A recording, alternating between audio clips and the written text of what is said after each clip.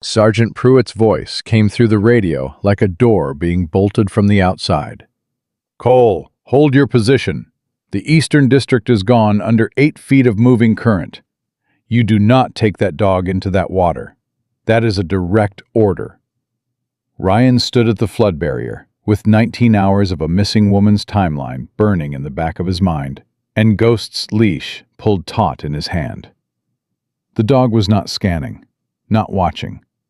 Facing east with the full body-locked certainty of an animal who had already made the decision and was waiting for the man holding the leash to stop listening to the radio and start listening to him. If something in your chest just tightened, subscribe to our channel right now and drop your city in the comments. I want to see exactly how far this story travels. The flood call came in at 300. Ryan Cole had been 3 hours into his overnight patrol shift when the Kessler River crested and the Eastern Warehouse District stopped being a place and started being a problem.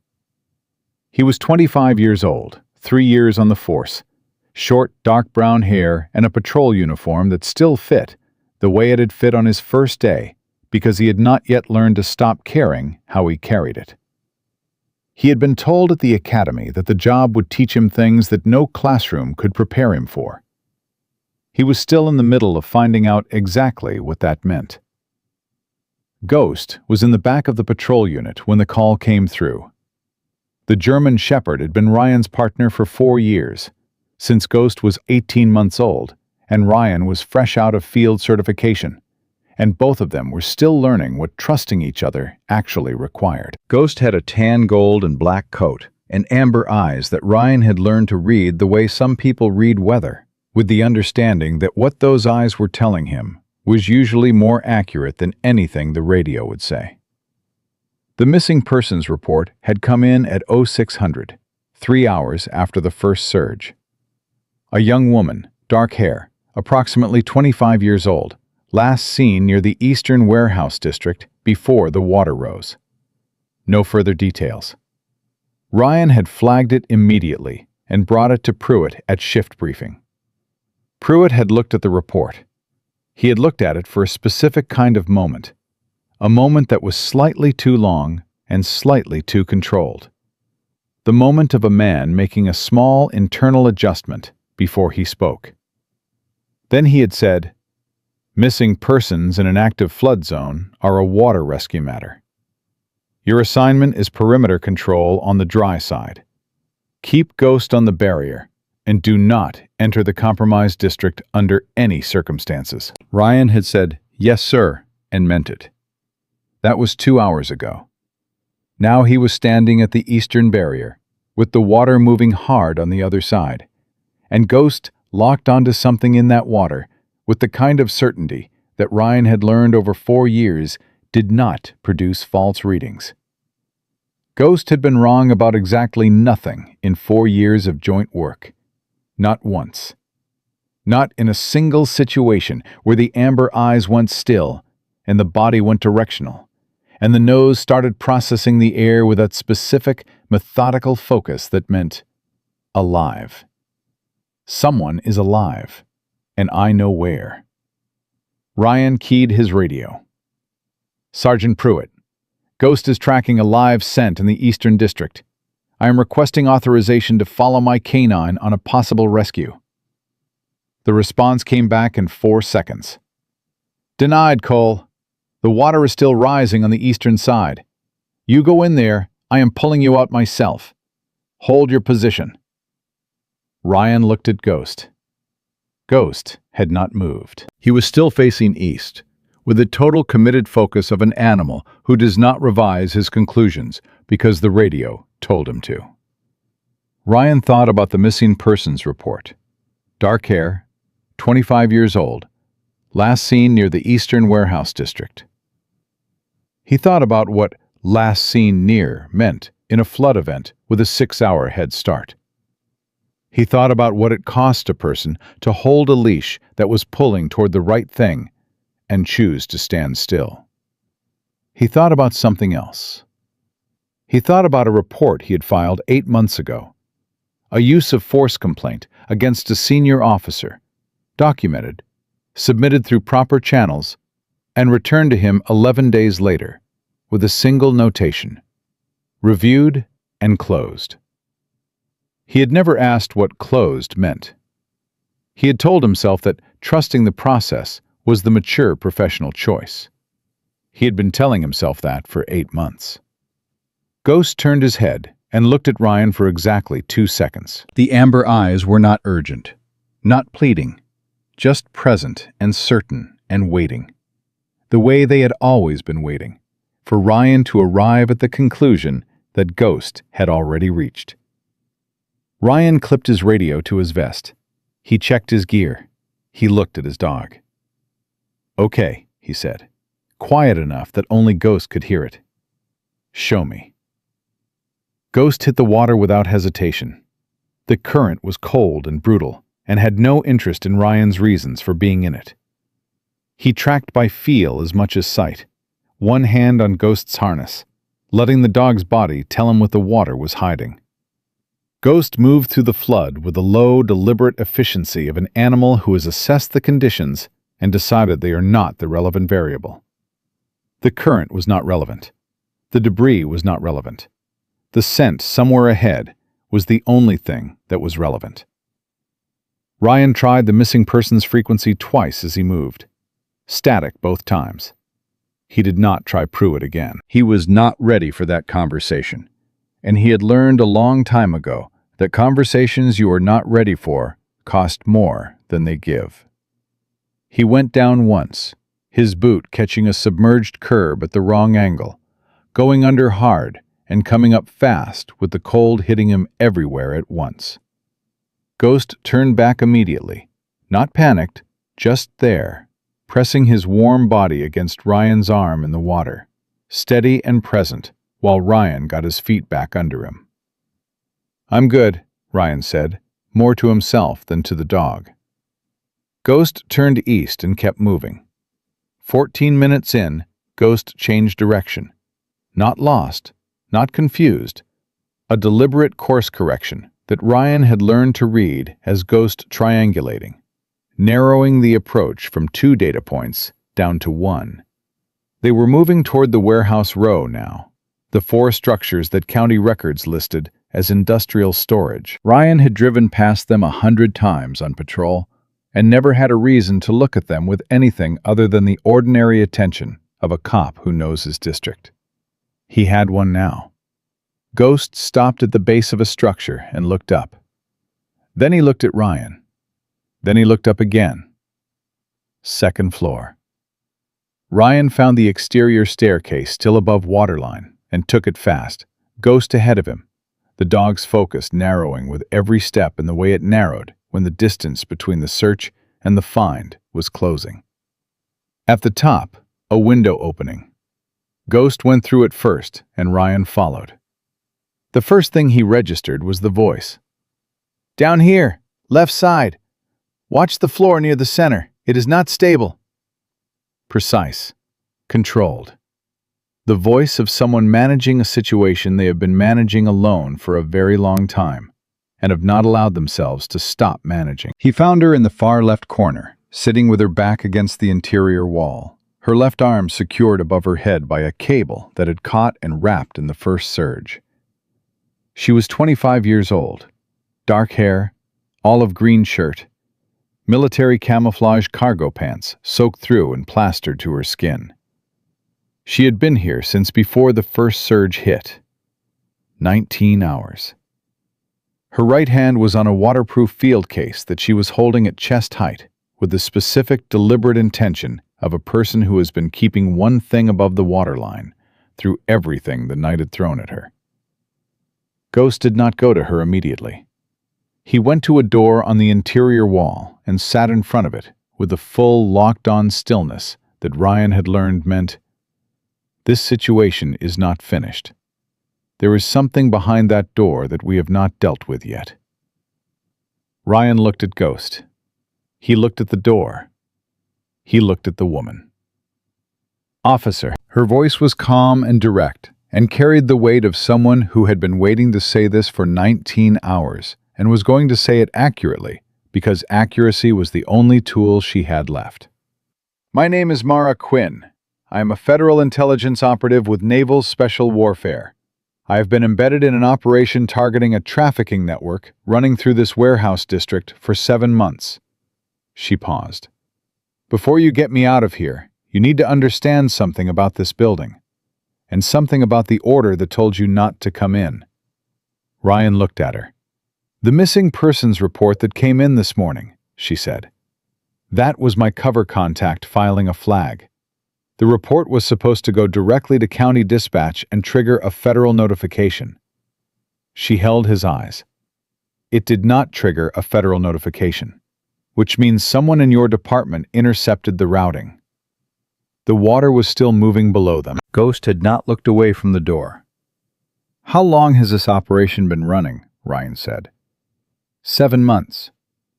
She adjusted her grip on the field case. Officer, I need you to tell me something. 8 months ago, did you file an internal complaint against a senior officer in your department? Ryan went very still. How do you know about that? He said. Because 6 weeks after you filed it, your complaint appeared in a communication between your department and one of the financial backers of the network I have been investigating for 7 months. She held his eyes without any drama, just the flat delivery of someone giving accurate information in the worst kind of moment. Someone used your complaint as a demonstration of loyalty. They showed the network that they could make things inside your department disappear. Your report was the proof of concept. The floor moved, not structurally, just the specific vibration of moving water finding new pressure points in a building that had been holding against a flood for 6 hours and was beginning to lose the argument. Ghost was still facing the door.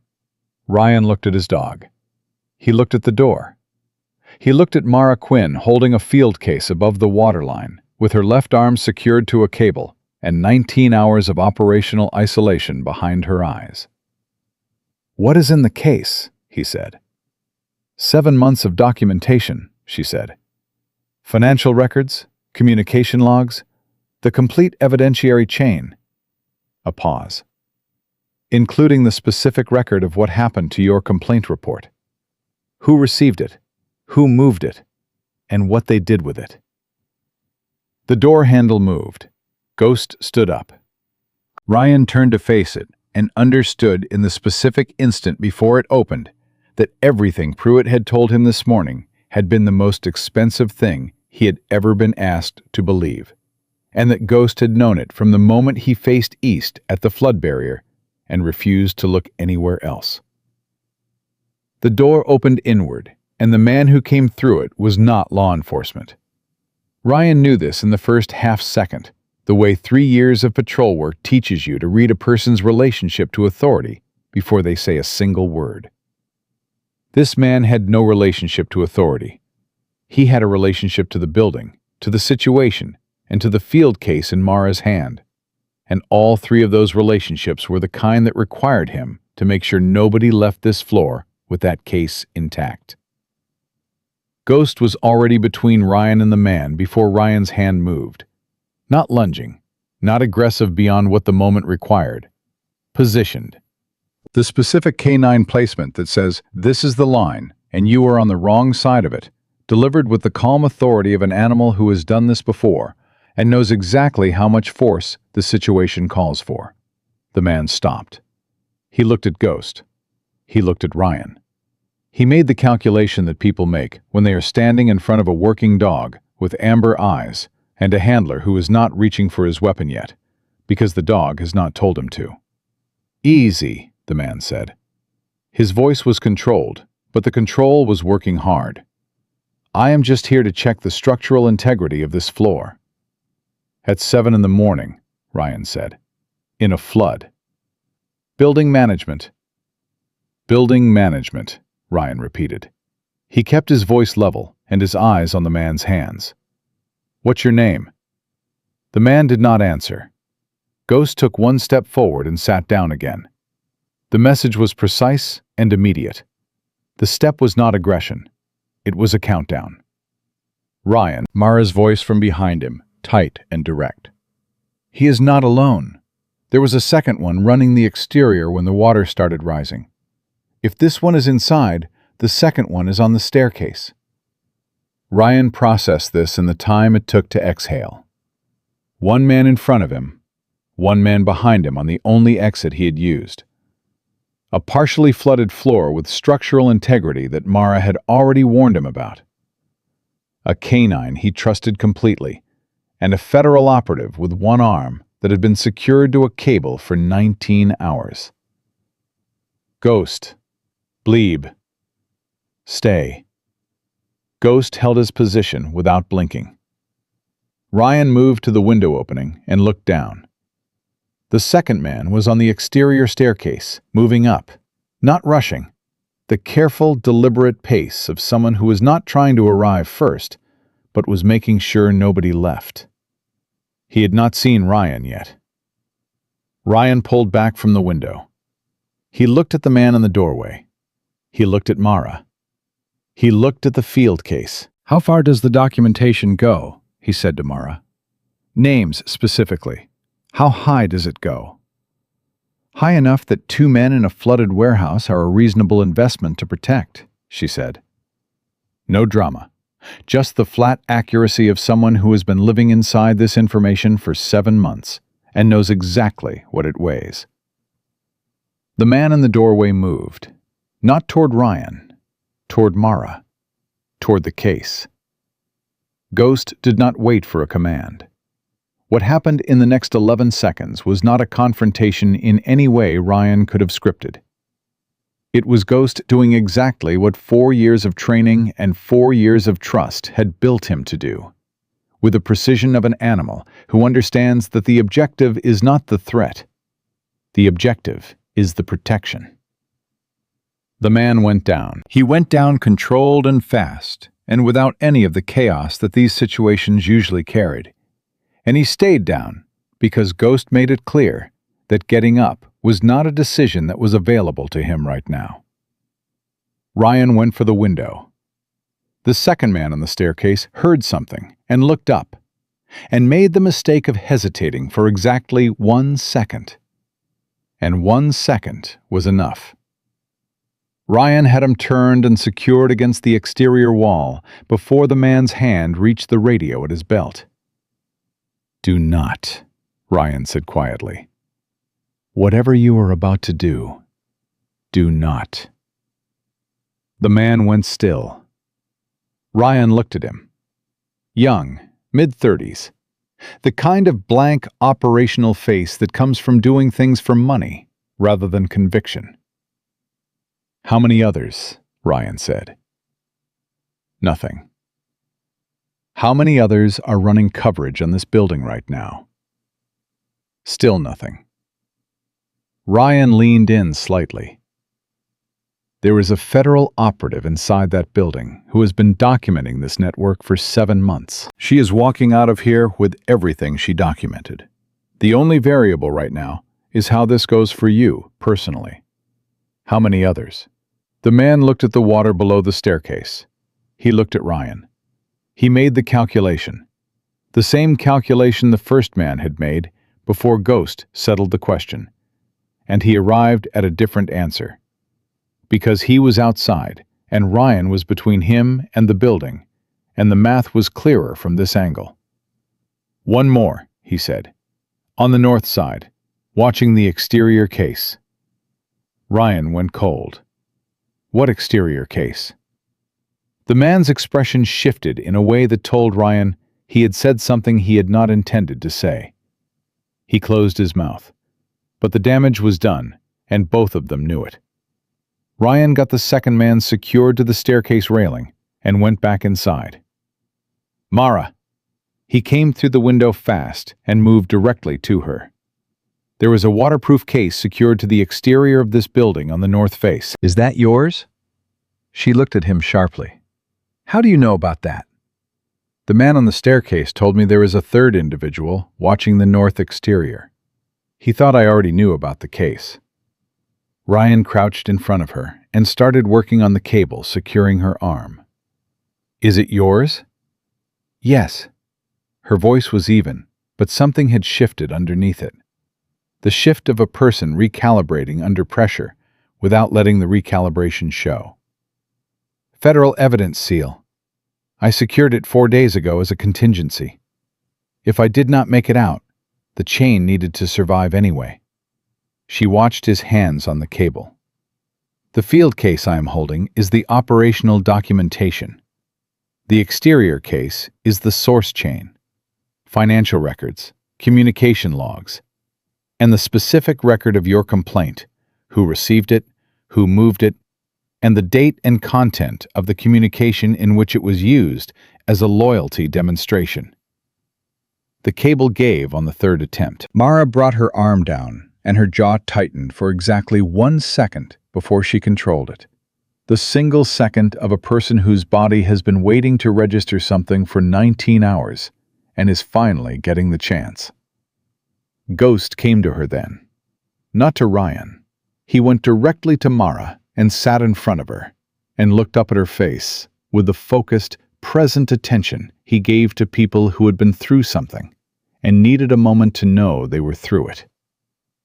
Mara looked at the dog. Something crossed her face that was not operational and not controlled, and did not last more than 3 seconds before she put it back where it belonged. She put her free hand briefly on Ghost's head. "Good dog," she said quietly.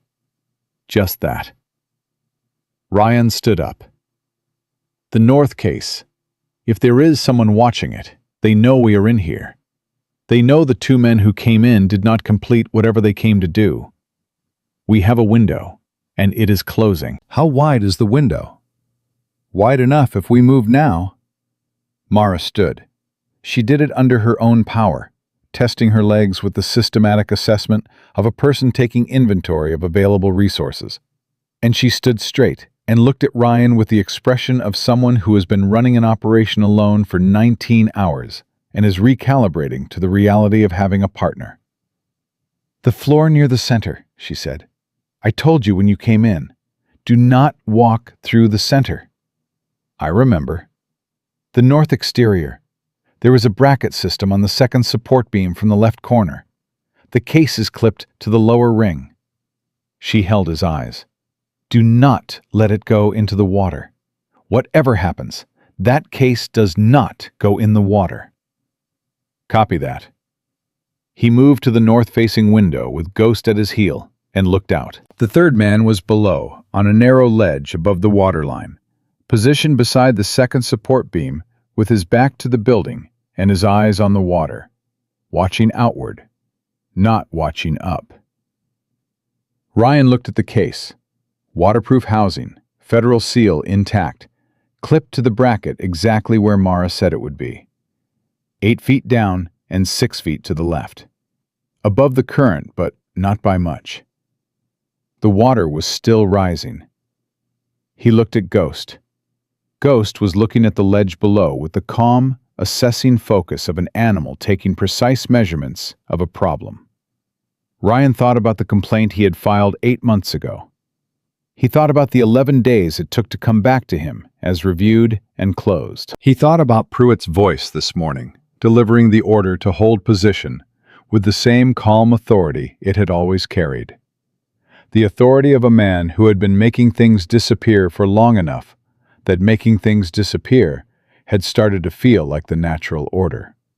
He thought about Ghost at the flood barrier, facing east, refusing to look anywhere else, because Ghost did not have a drawer for things he needed to pretend he did not know. "I am going down for the case," Ryan said to Mara, without turning from the window. "Ghost stays with you. If the floor moves, you move. Do not wait for me." "Ryan." He turned. She was looking at him with the direct, unvarnished assessment she had been giving him since the moment he came through that window. The look of a person who has been watching someone make a series of decisions under pressure and has formed a complete picture. "The man on the ledge is not going to let you take that case without a conversation." "I know. The conversation is not going to go well for one of us. I know that too." She held his eyes for 3 seconds. Then she said, There is a second bracket on the upper ring. The case has a carry strap folded inside the top seal. Once you have it open, the strap clips to the exterior left ring of your vest. She paused. Hands free, in case the conversation gets physical. He looked at her. You planned for this. I planned for everything. A beat. That is how you stay alive for 19 hours in a warehouse, while a flood tries to decide your future for you. Ghost pressed against Ryan's leg. Ryan put his hand on the dog's head for 1 second. Not long. Just long enough to say what the moment required, without saying it out loud. Then he went through the window and down toward the ledge, and the man standing on it, and the case that contained 7 months of truth that a very specific set of people had decided the world was not allowed to see. The man heard him coming at the 5-foot mark. He turned. Ryan looked at him. He looked at the case. He looked at the rising water below the ledge and the bracket above it, and the federal seal that had been holding through 6 hours of flood with a specific endurance of something that was built to survive exactly this. Step away from the bracket, Ryan said. The man looked at him the way the first two had looked at him, running the calculation, assigning the variables. Then he looked up at the window where Ghost's amber eyes were watching with the focused, absolute patience of an animal who had made a very clear statement about lines and consequences, and was prepared to make it again. The man stepped away from the bracket. Ryan unclipped the case, found the carry strap exactly where Mara said it would be, clipped it to his vest, and looked back up at the window where his dog was watching him. He thought about 8 months. He thought about a complaint that had been used as a loyalty demonstration. He thought about Pruitt's voice this morning, saying, "Hold your position," with the calm of a man who knew exactly what was in that water and needed it to stay there.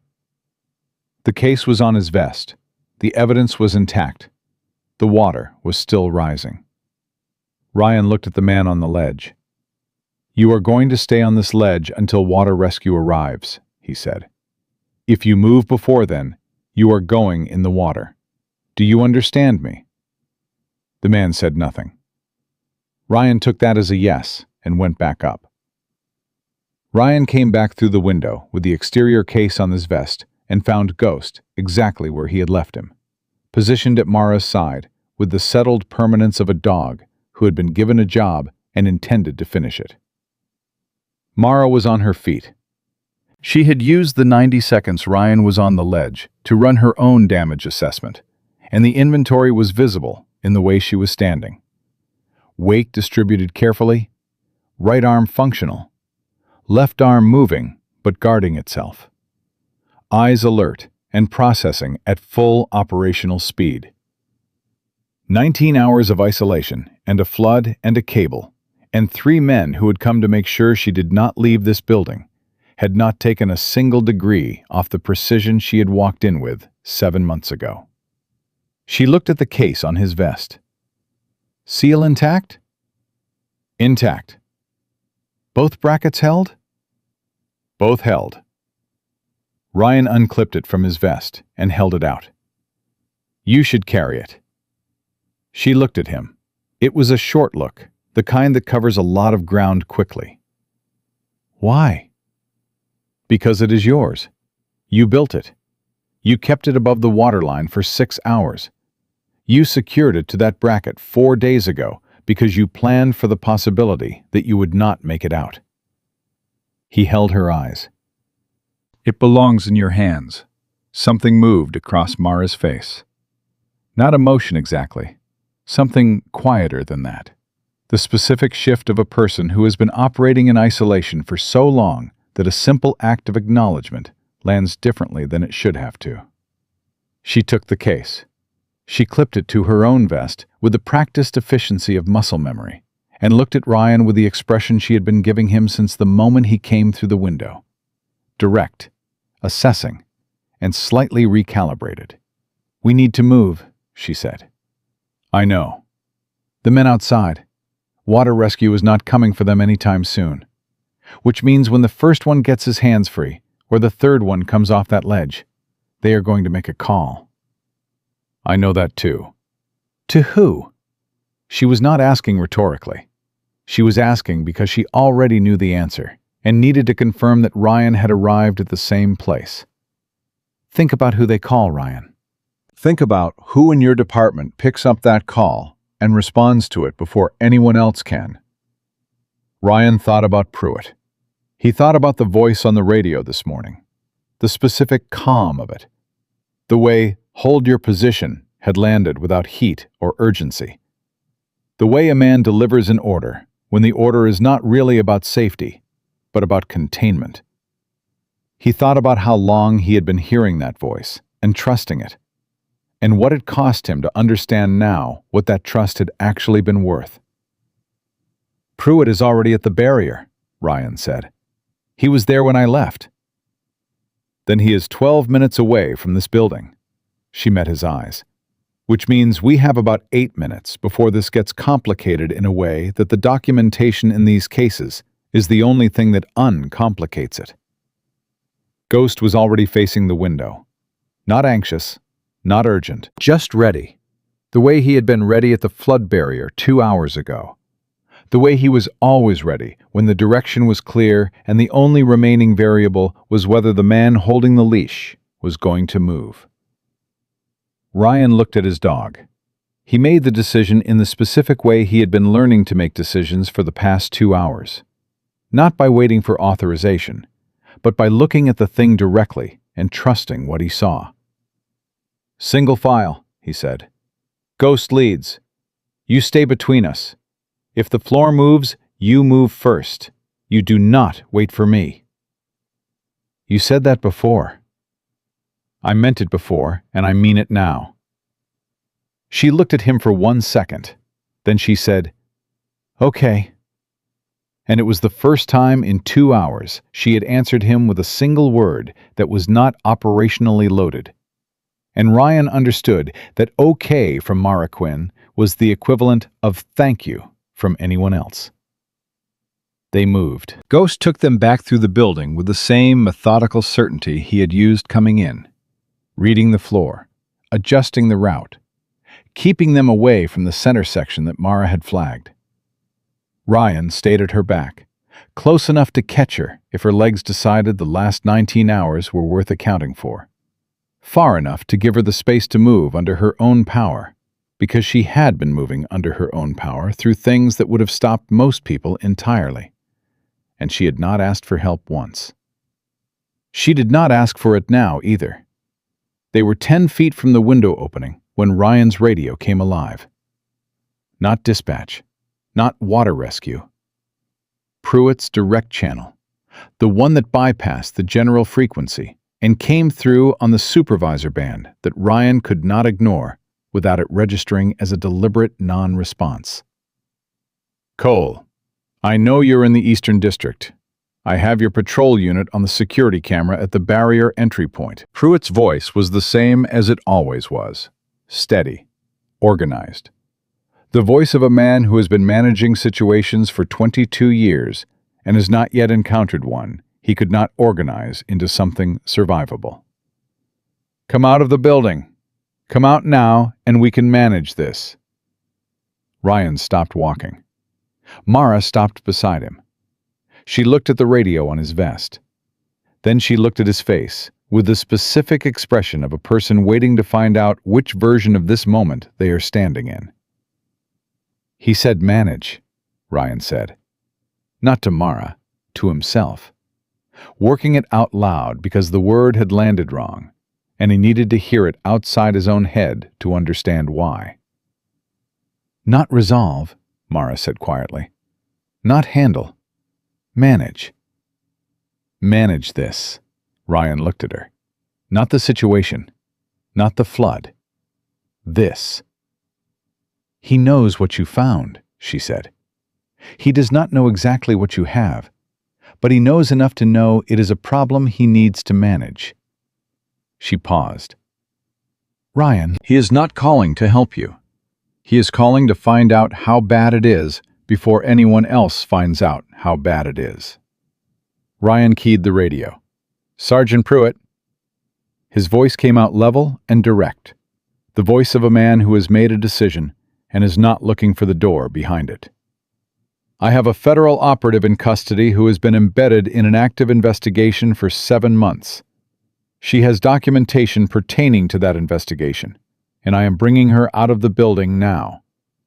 I am also bringing 2 individuals who were inside this building without authorization. I will need federal law enforcement contact and water rescue support at the eastern barrier. Can you coordinate that? A pause. The pause was 5 seconds long.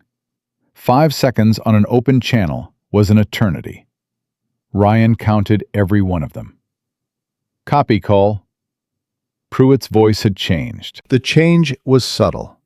The kind of change that only someone who had been listening to that voice for 3 years could detect. But Ryan had been listening to it for 3 years, and he heard it clearly. The calm was still there, but something underneath it had shifted its weight. Come out of the building. We will coordinate from the barrier.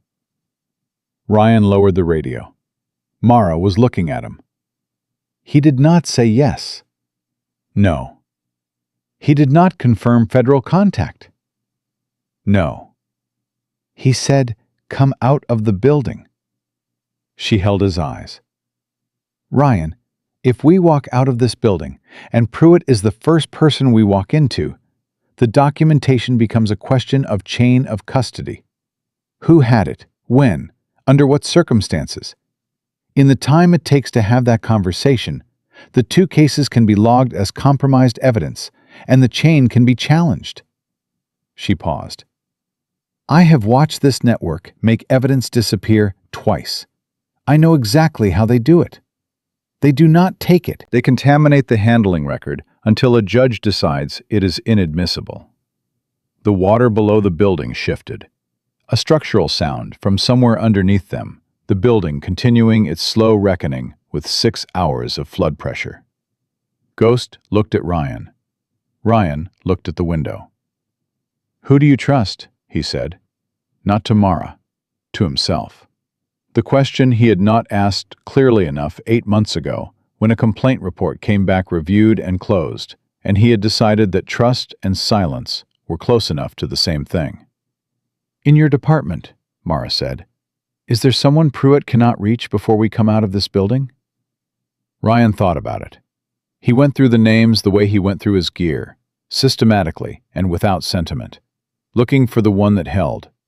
He thought about Officer Dina Torres, 4 years on the force, the person who had trained him on canine partnership protocols. He thought about what Dina had said to him 3 weeks after he filed the complaint, in the parking lot after shift, when she had looked at him with the specific expression of someone who knows more than they are going to say, but needs you to know that they know. She had said, 8 months from now, if that report comes back to you in a way you didn't expect, remember that I told you to keep your own copy of everything. He had not kept his own copy. He had trusted the process. There is someone, he said. Then call them, right now, before Pruitt organizes the barrier. She touched the case on her vest. I did not survive 19 hours in a warehouse to walk out of it and hand this to the wrong person. Ryan pulled out his personal cell, not his radio, and called Dina Torres's direct number. She picked up on the second ring. Her voice was already awake and already alert in the way it got when something was happening that she had been waiting for. Torres. It is Ryan. I am in the Eastern Warehouse District. I have a federal operative and 2 cases of documentation relating to a 7-month trafficking investigation. I need you at the Eastern Barrier before Pruitt organizes it. I need you now. A silence of exactly 2 seconds. How long do you need? Dina said. 8 minutes. I will be there in 7. A pause.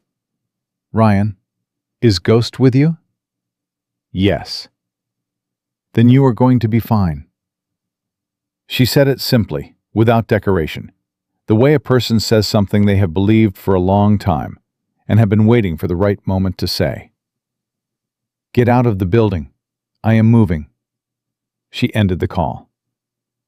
Ryan looked at Mara. Mara was watching him with the expression she had been building since the moment he came through the warehouse window. The complete, accurate picture of a person who makes decisions from the right place. 7 minutes, he said. Then we have exactly enough time. She looked at Ghost. Is he going to take us out the same way he brought us in? Ryan looked at his dog. Ghost was already at the window, already reading the route back, already doing what he had been doing since the moment he faced east at the flood barrier and refused to look anywhere else. He always knows the way out, Ryan said. And they moved. Ghost brought them out the same way he brought them in. Not the same route exactly, because the water had moved things in the 40 minutes since they entered, shifted the debris field, raised the level on the eastern approach by another 8 inches. Ghost accounted for all of it, without breaking rhythm, adjusting the line, reading the current, keeping Mara and Ryan on the path that the flood had not yet claimed. Ryan stayed at Mara's back the entire way, close enough to catch her if her legs finally decided to send the invoice for 19 hours of everything she had put them through. Her legs did not send the invoice. She moved with the controlled, deliberate efficiency of someone who had been trained to keep moving when moving was the only option available. And she moved that way now, the field case on her vest and the exterior case clipped beside it, and both hands free, and her eyes forward. They hit the dry side at 0741. Dina Torres was already there. She was standing at the barrier entry point in full patrol gear, and the first thing Ryan registered when he saw her was that she was alone. No backup units flanking her. No supervisor vehicle. Just Dina, her personal vehicle, parked at the wrong angle behind her, like she had stopped it in a hurry, and decided stopping it neatly was not the relevant priority. She looked at Ryan. She looked at Mara. She looked at the 2 cases on Mara's vest. Then she looked at Ghost, who came out of the water and shook himself once, and then positioned himself at Ryan's left heel with the settled finality of a dog completing a job he had started and was not finished with yet. "You made it," Dina said. 6 minutes, Ryan said. "You said 7. I drove faster. She was already moving toward Mara, her eyes doing the professional assessment, the injury check, the operational read. Federal Operative Quinn, I am Officer Torres. I have been in contact with the Naval Special Warfare Liaison at the Federal Field Office for the past 4 minutes. They are aware you are out of the building. They are aware of the documentation." She paused. "They are 11 minutes out." Mara looked at her with the direct, immediate assessment she gave everything. "Who else knows we are out?" Dina's expression shifted in a way that gave Ryan the answer before she said it. "Pruitt is at the northern barrier point. He's been on the radio twice in the last 6 minutes. He knows your unit came out of the Eastern District, Ryan. He does not know specifically what you came out with." She looked at Ryan. "He's moving to this barrier.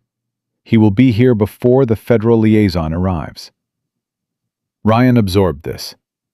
He thought about what Mara had said in the warehouse about chain of custody, about the way evidence becomes inadmissible not by being taken, but by having its handling record contaminated until a judge decides it cannot be trusted. He thought about a complaint report that had been reviewed and closed in 11 days and used as a loyalty demonstration within 6 weeks. He thought about how a system learns to make things disappear. "What do you need?" he said to Mara. She was already thinking. He could see it in the specific quality of her stillness. The kind of stillness that is not rest, but acceleration. Everything running faster on the inside, while the outside holds. "The documentation needs to transfer directly to the federal liaison, not through your department's evidence chain. Directly." She looked at Dina.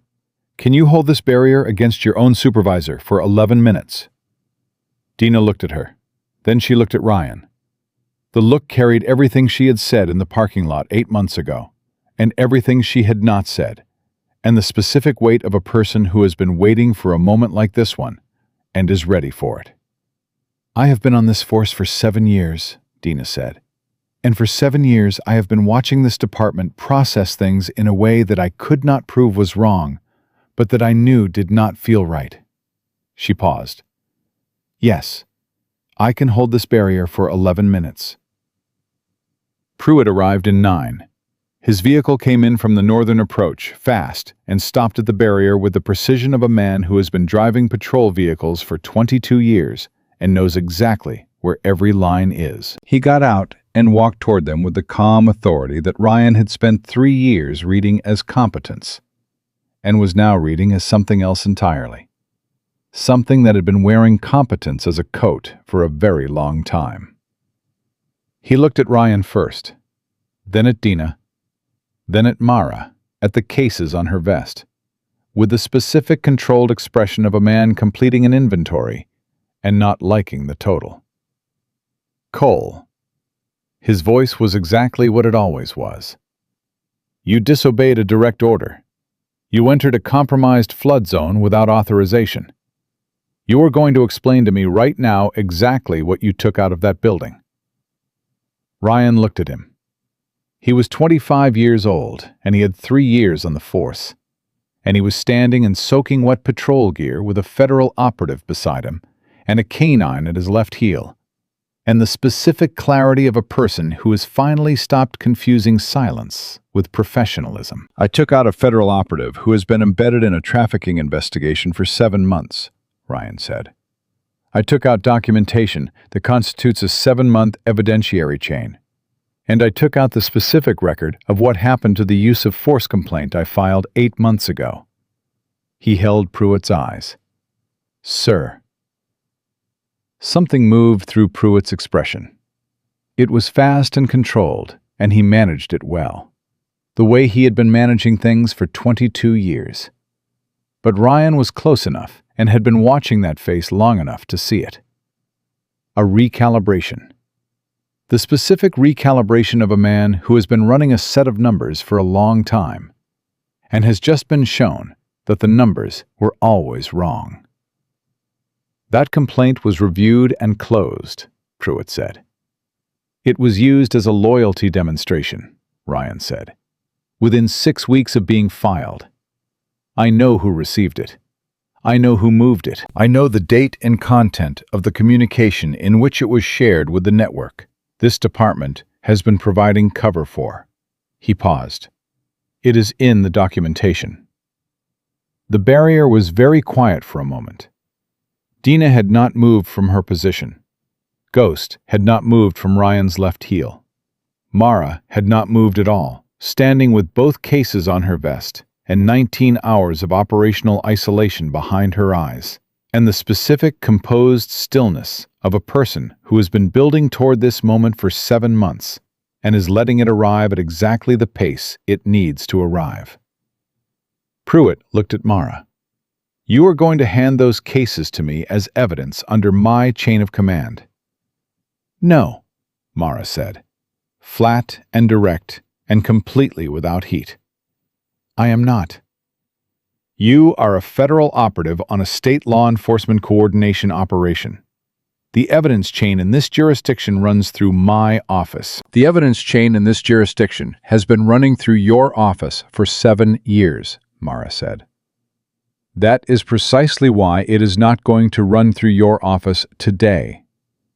She held his eyes with the focused, unblinking patience of a woman who spent 19 hours in a flooded warehouse, keeping 2 cases above the waterline, and is not going to be moved by a voice that has been delivering authority it borrowed from a system it was simultaneously selling.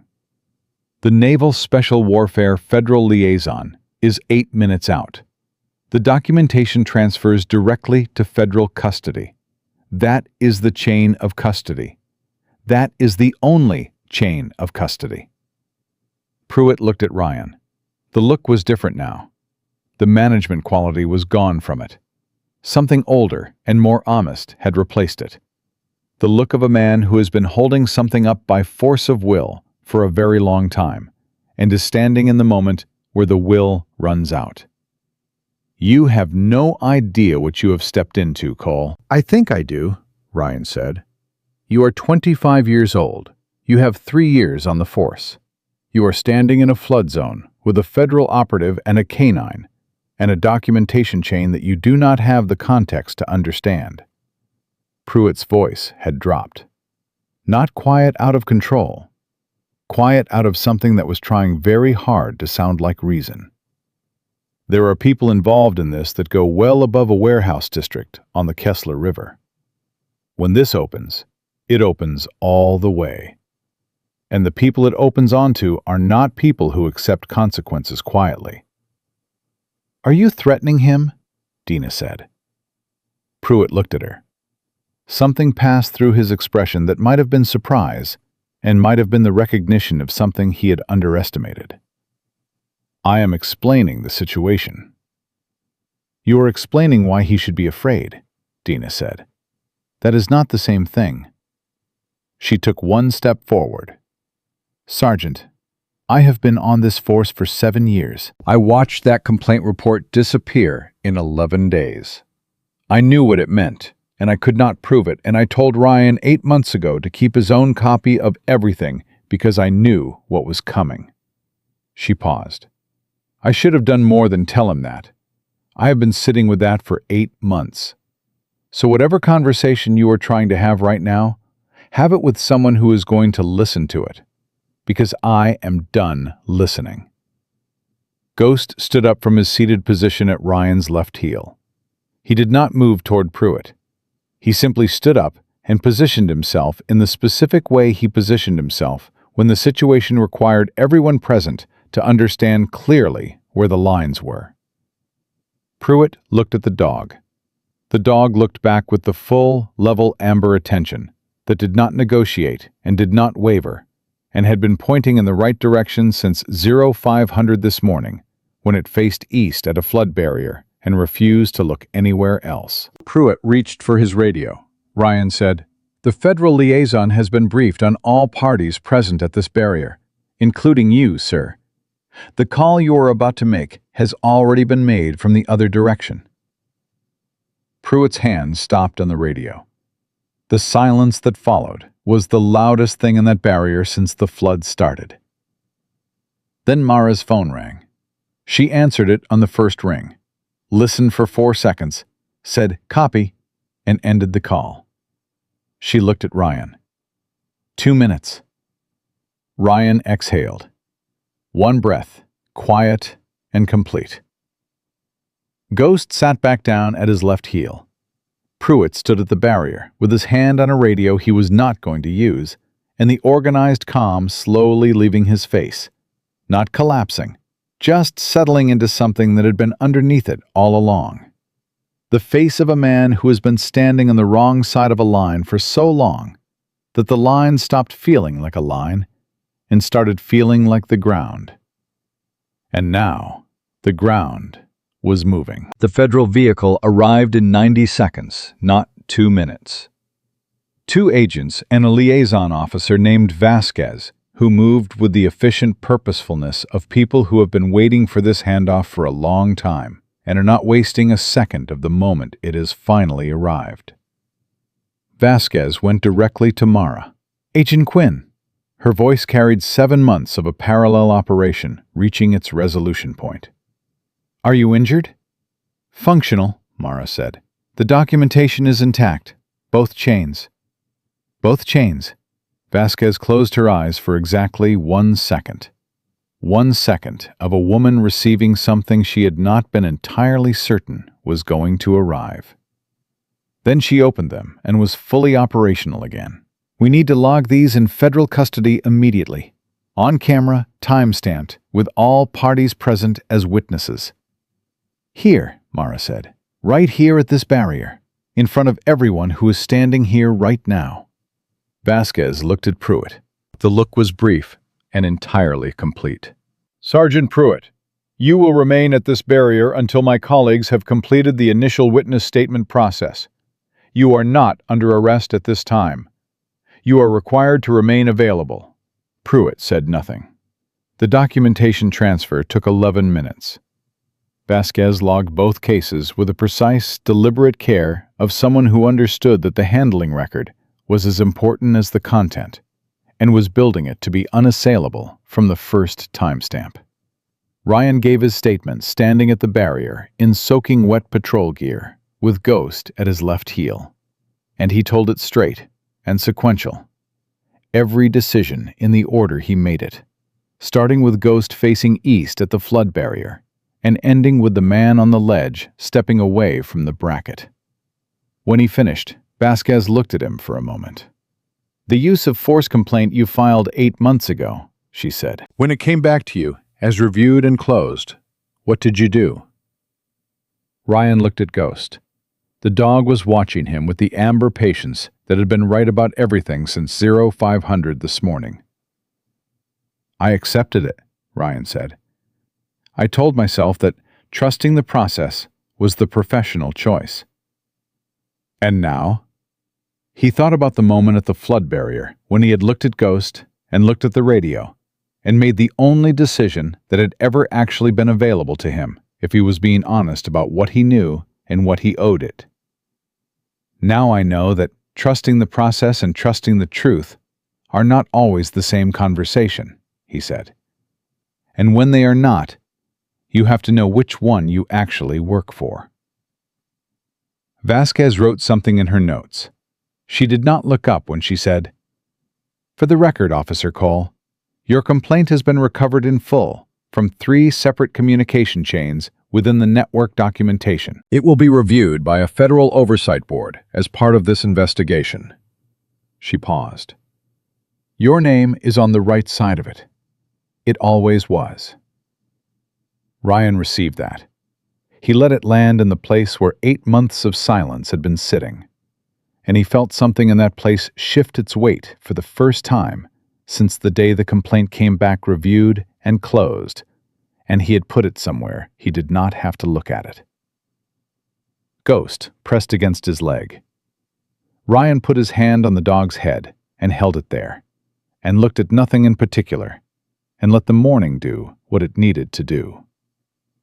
Pruitt was escorted to a federal vehicle 22 minutes after Vasquez arrived. He walked to it with the organized calm of a man who had one move left and had decided that the move was dignity. He did not look at Ryan. He did not look at Dina. He looked straight ahead with the specific expression of a man who has been carrying a structure for a long time and has finally set it down. Ryan watched him go. Dina came to stand beside him. She looked at the vehicle. She looked at Ryan. 8 months ago, she said, "I should have done more. You told me to keep my own copy of everything. That was not enough." "It was what you could do from where you were standing," Ryan said. "That is what you did." He paused. "It was enough to matter." She was quiet for a moment. Then she said, "Ghost knew. From the beginning." Ryan looked at his dog. Ghost was watching the federal vehicle with the same focused, settled attention he brought to situations that required watching, making sure the thing that needed to be finished was finished. "He always knows," Ryan said. "I just had to get better at listening." The federal vehicle carrying Pruitt had been gone for 4 minutes when Vasquez came back to Ryan. She had the look of someone who had completed the first stage of a process and was already running the second. Organized, forward-moving, the specific efficiency of a person who understands that the work does not pause because one significant thing has just happened. She stopped in front of Ryan and looked at him with the direct assessment she had been giving him since she arrived.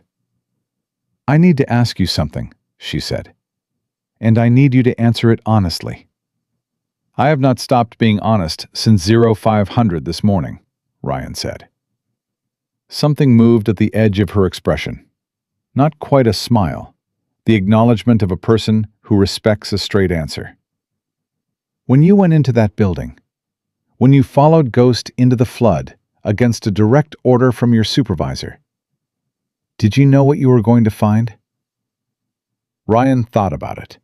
He thought about the honest answer, not the answer that sounded best in the context of everything that had happened, but the actual truth of what he had known and when he had known it.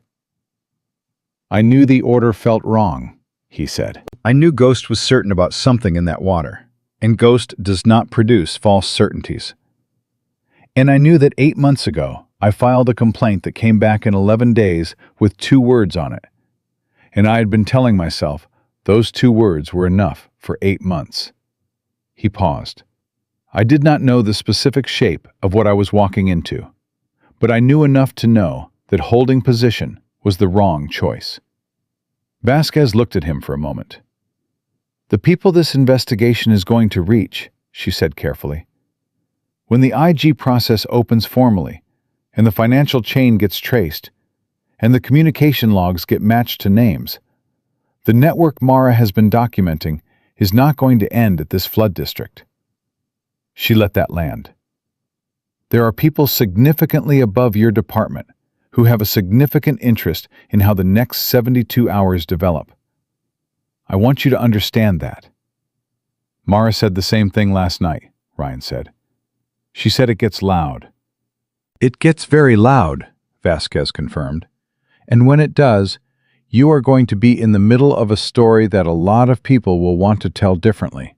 A young patrol officer who broke orders and walked into a flood. Some people will call that heroism. Some people will call it insubordination. Some people will try very hard to make the insubordination part louder than everything else. She held his eyes. I want you to be prepared for that. Ryan looked at Ghost. The dog was sitting at his left heel, watching the conversation with the amber patience that never shifted and never second-guessed, and had been pointing in the right direction since before Ryan had fully understood what direction that was. I am 25 years old, Ryan said. I have 3 years on the force. I went into a flood because my dog was facing east, and I finally stopped having reasons not to follow him. He met Vasquez's eyes. Whatever they call it, that is what happened. I am not going to tell a different version of it. Vasquez looked at him for 3 full seconds. Then she said, "Good," and walked back toward the federal unit. And Ryan understood that "good" from Vasquez carried about the same weight as "okay" from Mara, which was to say, it carried everything. Dina was beside him. She'd been standing close enough to hear the conversation without inserting herself into it. The specific professional discretion of a person who understands when a moment belongs to someone else and when to step back from it. She is right about it getting loud, Dina said. I know. The department is going to go through a process. There are going to be questions about who knew what and when, about what was reported and what was buried, and how long the burial had been happening. She paused. Some of that is going to come back to people who were not involved, but were close enough to be asked about. Ryan looked at her. Like you. Like me, she said it without flinching. I knew that complaint was not reviewed. I did not have proof, but I knew. And I told you to keep your own copy. And then I went back to work and kept my head down and told myself that was enough. She exhaled. When the questions come, I am going to answer them accurately. All of them. Whatever that costs me. It is going to cost you less than you think, Ryan said. And it is the right thing. She looked at him. When did you get old enough to tell me what the right thing is? About 4 hours ago, he said. In a flooded warehouse. My dog helped. She laughed. It was short and real, and the specific kind of laugh that comes out of people who have been holding tension for a long time and find a release point they were not expecting.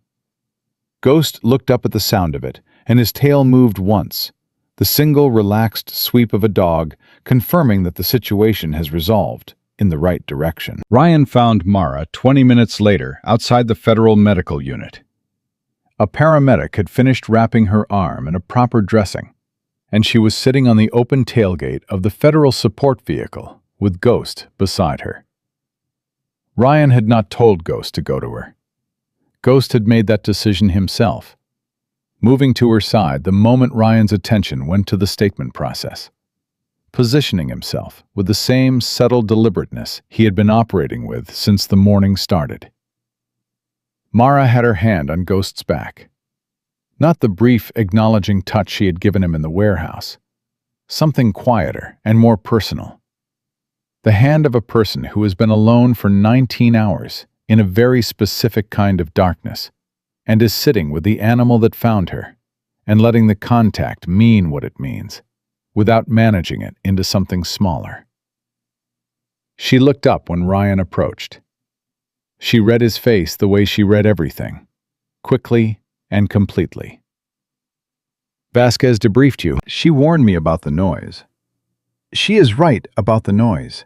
Mara looked at Ghost for a moment. I have been running operations for 3 years. Embedded work, the kind where you are the only person who knows the full picture, and the picture is something most people do not want to know. And in 3 years, the part that never gets easier is not the isolation. It is watching accurate information go into rooms that reorganize it. She paused. Your complaint report. I read it in the original form, before it was downgraded and moved. It was precise and documented and credible. It was exactly the kind of report the system is supposed to act on. Ryan said nothing. And someone took it and used it to show a trafficking network that they had a person inside your department who could make inconvenient things disappear. Her voice stayed even. I want you to hear that clearly. Not the version where your complaint was an administrative casualty of a broken process. The version where someone deliberately chose your report, specifically because it was credible and well documented, and filing it told them something important about who you were. Ryan absorbed this. He turned it over and looked at what was underneath it. They used it because I did the right thing, he said. They used it because you did the right thing, and they needed to prove they could make the right thing not matter. She held his eyes. That is what you walked back into this morning. That is what Ghost walked you into. Not just a rescue, a direct rebuttal. Ryan looked at his dog. Ghost was watching him with the full amber certainty that had been the most reliable instrument he had carried since 0500 this morning. Since before 0500. Since the morning, 3 years ago, when an 18-month-old German shepherd with a tan, gold, and black coat had looked at him from across a training facility, and Ryan had understood, without being told, that this was the partnership, and it was going to require him to be better than he currently was. He had been working on that ever since. What happens now for you? He said to Mara. She considered the question with the honest attention she gave everything. The operation transitions from embedded to formal. I come out of cover and into testimony. The financial chain gets traced by people with subpoena authority and more resources than I had working alone for 7 months. She paused, and the people who spent 7 months trying to make the information I was collecting disappear find out that some things are more waterproof than the systems trying to contain them. Are you okay? Ryan said. Not operationally, not functionally. He said it the way a person says it when they mean the actual thing. Mara looked at him. For a moment, the operational precision was entirely gone from her face, and what was underneath it was a 25-year-old woman who had spent 19 hours in a flooded warehouse, holding 2 evidence cases above the waterline, while the situation tried to resolve itself against her. Then it came back, but differently. Not as armor this time. Just as the way she was built. I will be, she said. Ask me again in a week. Okay, Ryan said. She looked at Ghost. He did not stop, she said quietly. When you were on the ledge getting the exterior case, I was watching from the window. He positioned himself directly above you on the sill, and he watched every second of it. And he did not move until you were back through the window. She paused. The entire time I have been running this operation, I have been the only person who knew where the exterior case was and why it mattered.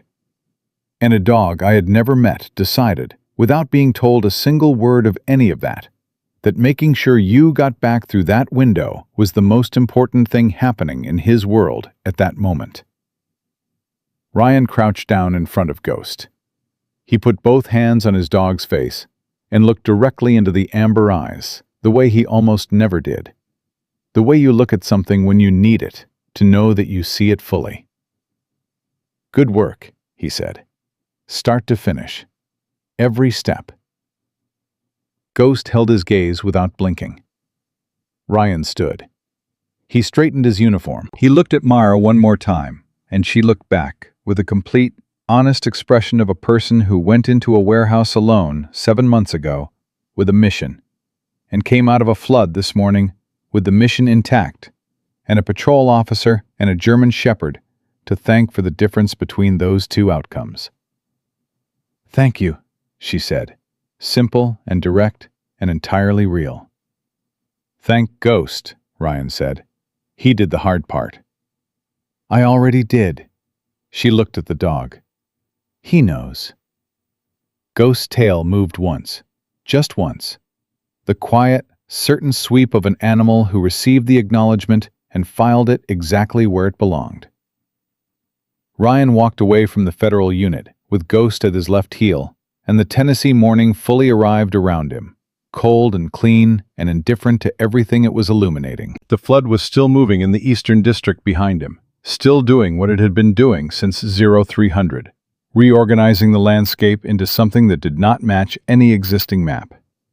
But the dry side was exactly where it had always been, and the ground under Ryan's boots felt like exactly what it was. Not the ground under the feet of a young officer who had filed a complaint and watched it disappear, and told himself that silence was professionalism. Not the ground under the feet of a person waiting for a system to deserve the trust he had been giving it. Just solid ground. Walked by a man who finally understood the difference between the process and the truth, and had chosen correctly when the flood made the choice unavoidable. A man who had learned, in the space of one morning and one warehouse and 19 hours of one woman's courage, that some secrets survive floods, and some truths are more waterproof than the systems built to contain them. Ghost walked at his left heel, amber eyes forward, exactly where he had always been. Not triumphant, not relieved, just present and certain and ready, the way he had been ready at the flood barrier when he faced east and refused to look anywhere else, because the direction had always been clear, and the only question had ever been whether the man holding the leash was going to trust what the dog already knew. He had trusted it, and everything that mattered had followed from that single decision, taken in the dark at the edge of moving water, by a 25-year-old patrol officer who finally stopped mistaking silence for strength and let his dog show him the way. Some cases get buried. Some truths get downgraded. Some complaints come back in 11 days with 2 words on them, and the system expecting you to accept it and move on. But the morning Ryan Cole walked into the Kessler River floodwater against a direct order, he proved that the right thing does not stop being the right thing because the wrong people decided it was inconvenient. He did not prove it alone. He never did anything alone. Ghost made sure of that from the moment he faced east at that barrier and refused to look away, the way he had always made sure, without permission, without hesitation, and without a single doubt about where they were going. If this story moved something in you, drop an amen in the comments. And tell me your city. Let's see exactly how far this one travels.